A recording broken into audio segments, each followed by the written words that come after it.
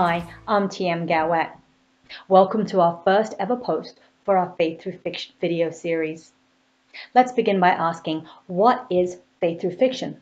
Well, it's a way of strengthening our Christian faith through the fiction that we read. Fiction can simply entertain, or it can have a powerful effect in our lives, instilling within us a desire to do better, to be better. Some of you may be familiar with my Kung Fu series.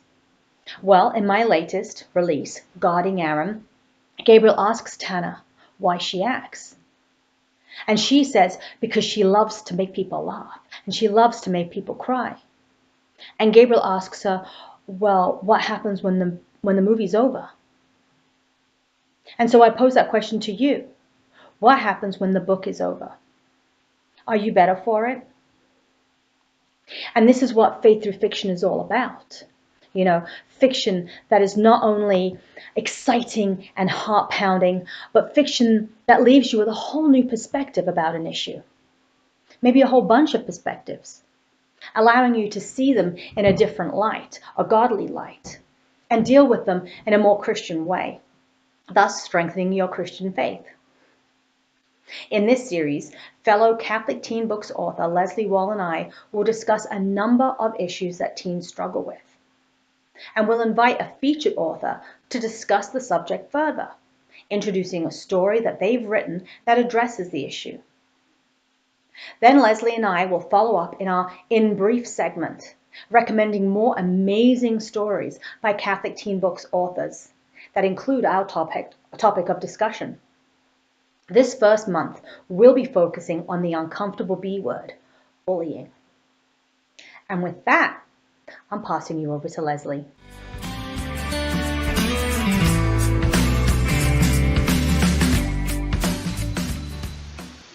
Hi, I'm Leslea Wahl.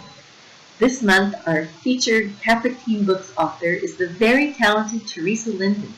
Theresa is the author of 8 published novels, including her 2 incredible series of books specifically for teens. Her West Brothers series, which relays the lives of 3 very different brothers, and her Chasing Liberty series, which is a dystopian adventure. Theresa holds a degree from Catholic Distance University and is a member of the Catholic Writers Guild.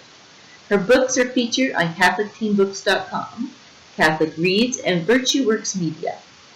A wife, homeschooling mom, and secular Franciscan, she resides in Ohio with her husband and 3 teenage boys. Her newest book, Roland West, Outcast, which is part of her West Brothers series, specifically deals with the subject of bullying. We are so blessed to have her share more insight on the issue of bullying and how her new book can help us all deal with it in a more positive light. Here's Theresa.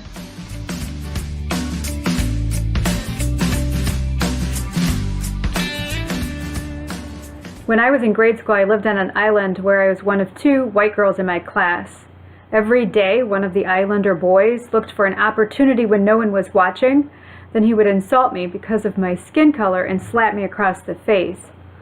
I remember trying hard not to cry when he did this, but I never spoke up to a teacher or a parent.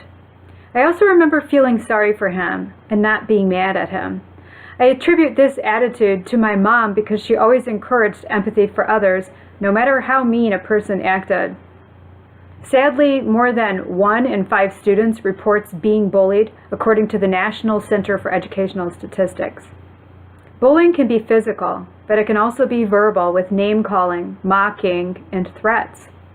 Or it can be social, where rumors destroy a kid's reputation, or a person is left out or shunned because they're different or because of their beliefs. Bullying is an attack on human dignity. The Catechism of the Catholic Church says, human life is sacred because from its beginning it involves the creative action of God, and it remains forever in a special relationship with the Creator. Regardless of appearance, differences, weaknesses, or even faults, every person should be treated with respect. Did you know that more than half of bullying situations stop when a peer intervenes on behalf of the victim? Peers can also befriend the shy kids, those who struggle to fit in. It really makes a difference when someone tries to talk to somebody who's shy or invite them to do something, when they let them know that they're not alone. The bully also needs to recognize his dignity and act according to it. Bullies usually have horrible situations at home. They're hurting, they're desperate to fit in, but they choose a wrong way of expressing that need. Peers can help the bully too. Reaching out to the bully just might help put him or her back on the right track. The bully needs healthy relationships. If we don't find a way to reach the bullies of the world, we'll never end the bullying.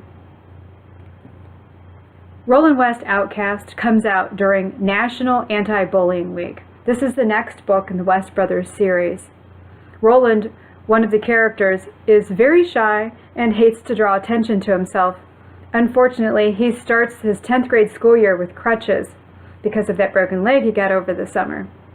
And as if this isn't bad enough, he becomes the target of bullying on the first day of school. This incident, 3 boys against 1, affects him deeply, seeming to undo the progress that he made in finding a bit of confidence over the last year. This story shows how the effects of bullying can run deep. In Roland's case, it makes his challenges even harder. He must learn to overcome the effects of bullying, but he soon encounters more bullying, some of it directed toward another kid, and some of it directed toward him because of his beliefs.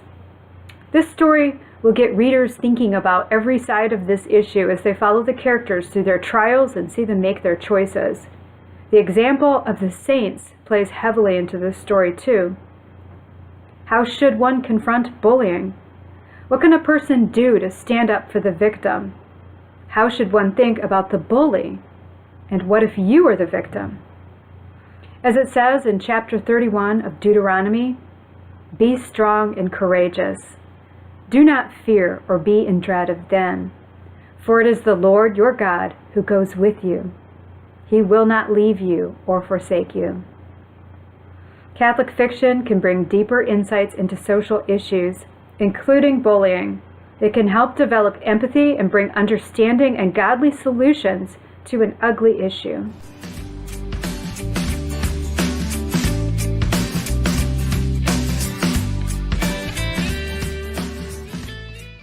Thank you, Theresa, for that powerful and inspiring message. Sadly, bullying is a very common occurrence, made much worse, I believe, by social media.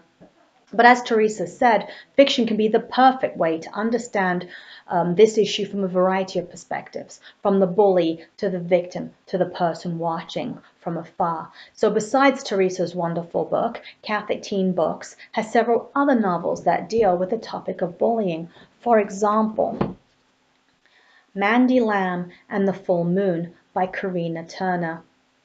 Now Mandy, sweet little Mandy, is part lamb, part human, which makes her a little bit different. And as you know, bullies like to pick on different, and so they pick on Mandy.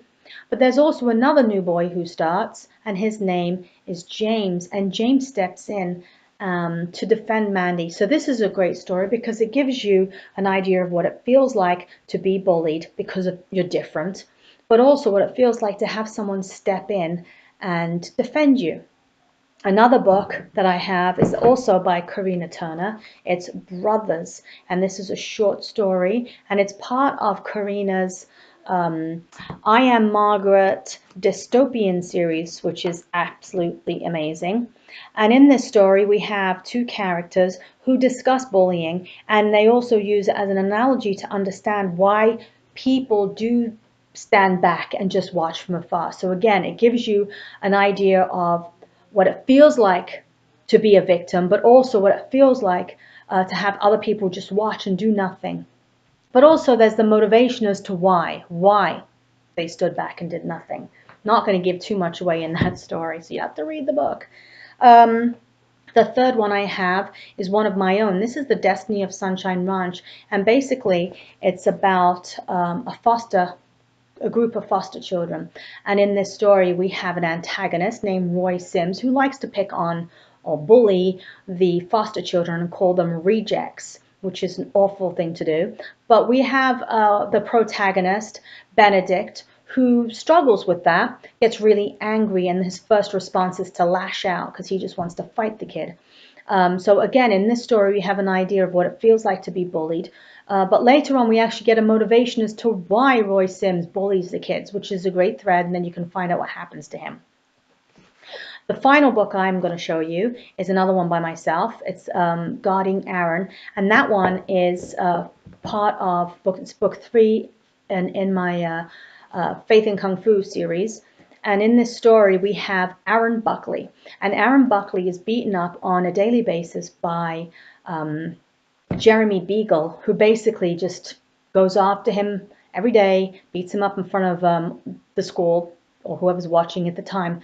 And Aaron's response is to find a way that he can get back at Jeremy and do exactly the same thing, because he deserves it, right? He wants to find a way to beat him up in front of the whole school and completely humiliate him, because that's what happened to him.